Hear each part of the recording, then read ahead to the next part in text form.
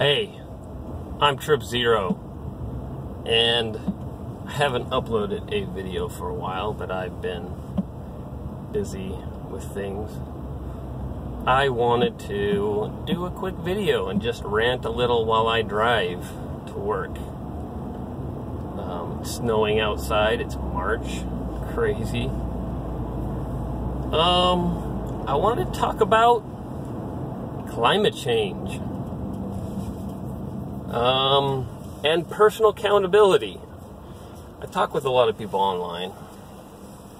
A lot of people who believe strongly in man-made climate change and are simply irritated or furious about people who don't.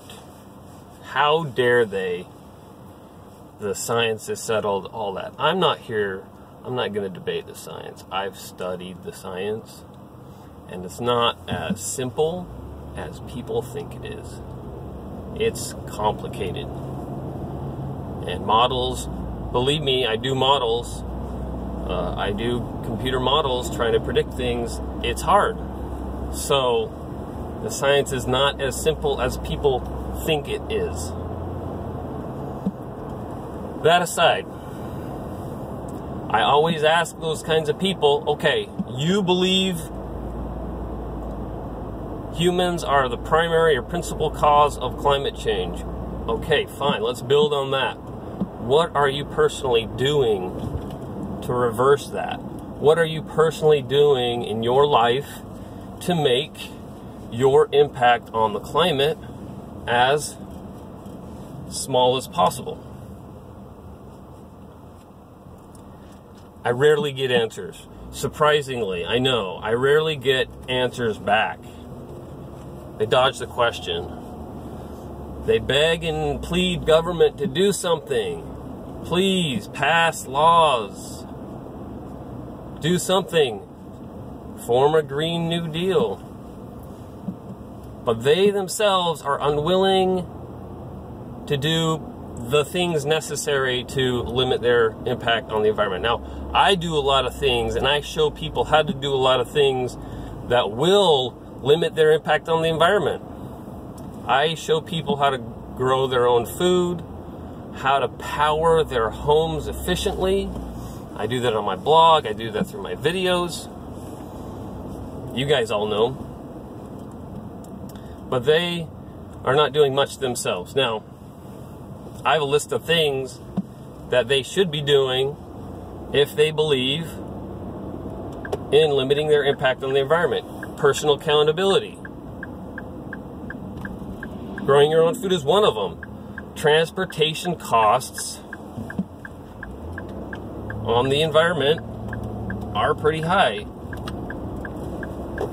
The energy it takes to transport your food from the farm to the grocery store, and the energy it takes for you to transport yourself to and from the grocery store to get that food is much, much higher than you growing your food locally. It just saves energy. It's more efficient. So whether you believe in climate change or not, I believe you should do it because it's more efficient. You can grow, even if you have a small plot of land, you can grow much of your own foods. Now, am I able to feed my whole family off of the produce that I produce? No, not yet. Not yet. We're working towards that. Oh, I must take a detour. That's awesome. I close my route. Okay. Roundabout, twisty turn. So grow your own food. It is more efficient. You will lessen your impact on the environment. Grow as much food of your own food as you can. Not everybody can grow it all. Not everybody has the time. Believe me, I don't have the time. Both myself and my spouse work full time, and we have 3 kids, so it's hard. It's hard, but you can do it, and technology can help, and that's what I try to show, is technology can help you do these things and still have the time.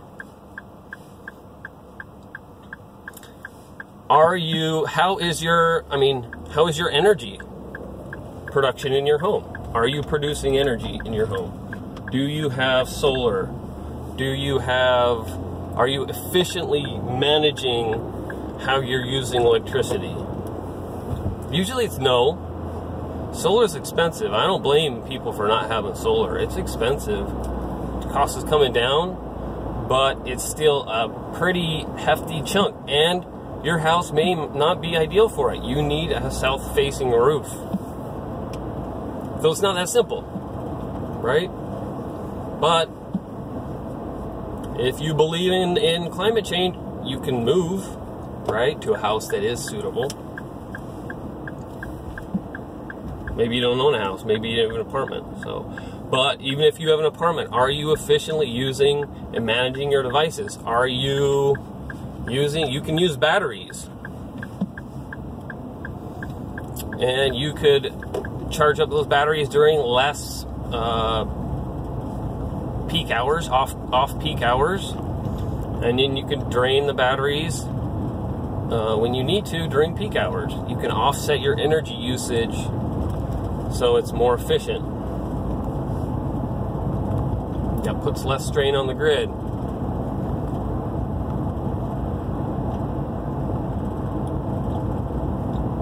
There's lots of things you could do. Personally, you can collect your own rainwater, for example. The transport of water to and from your house is an energy-intensive process. You usually have to use pumps to pump the water from the aqueduct into large above-ground storage containers where they're storing the potential energy and gravity, and then the gravity pulls it down, supplying the pressure.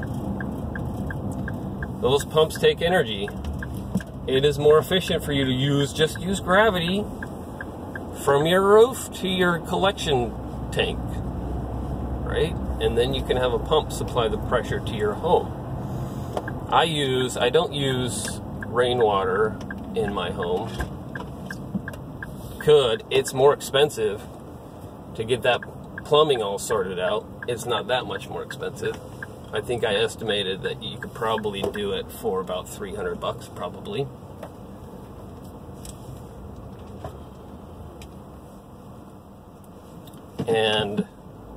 But you can collect rainwater to grow your own food. It's more efficient. It saves energy. It lowers your impact on the environment.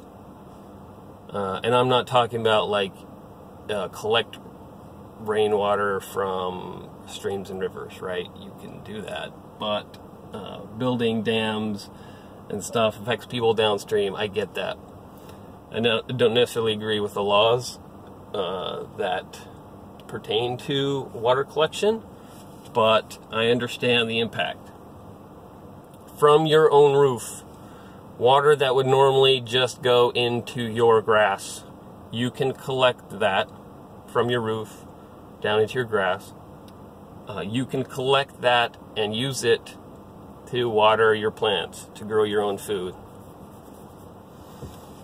Otherwise, growing your food gets a little bit more expensive. It gets quite a bit more expensive because you're having to pay for treated water. You have to pay for that energy to pump into those storage tanks, to pump up from the aquifers or whatever. And for the chemicals that go into the water to make it safe to drink.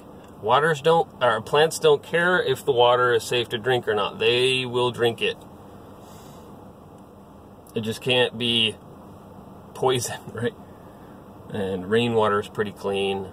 If it's coming from your roof, it may have some particulates from birds and things from overhead. So you don't want to drink it unless it's filtered. But even that's not that expensive. You can filter it on the way down, gravity fed. Anyway, before it hits your storage tanks. Having a first flush system, for example, helps with that. What else? There's lots of things you could be doing. Tuning your air conditioning, pre-cooling your air conditioning. So, for example, you cool the air around your air conditioning to make it more efficient. Water heating. I've got a new blog about efficient water heating using solar. And 2 water heaters. One's gas and one's electric. Producing your own gas. You can make your own biofuel from waste products. Your thrown out food, your trimmings from the garden, or plants that you rip out. You can put them in a biodigester and make your own gas, natural gas, methane. There's lots you can do. This video is 11 minutes long now, and these are some of the ideas to make yourself personally accountable for how you use energy in this world, how you impact the environment. And if you believe in climate change, these are things you definitely should think about doing and should be doing. You should be doing a lot yourself instead of waiting around for other people to do it for you, to force you to do it. Trip Zero out.